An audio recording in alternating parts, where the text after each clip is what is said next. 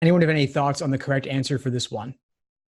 So we got one person who said they liked A initially, one person who likes D. The question type is resolve the paradox. So what would help to explain why most of the survey respondents oppose tearing down the existing structure and replacing it with things that would address their concerns of allowing them to get wider seats and better acoustics?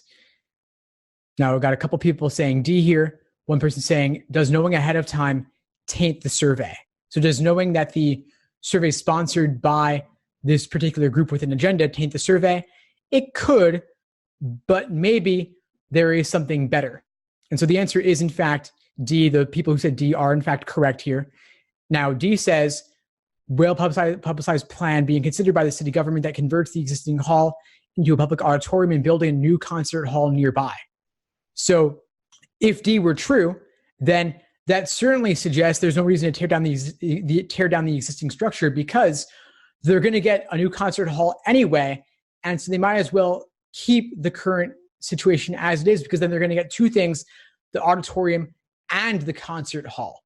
I think that some people who don't like people with an agenda would pick A, because if there's people asking the survey are biased, that certainly suggests, well, we don't want to necessarily help them. If you just want to be difficult in a way, if you want to give them a hassle or problematize it because you're pissed off that they're not neutral, I could see why A is tempting for that reason.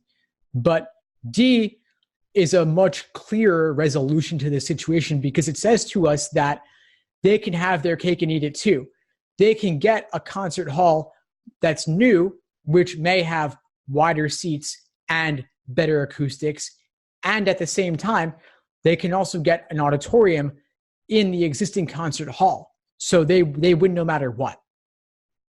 So I think that's why D is clearly the best way to resolve it.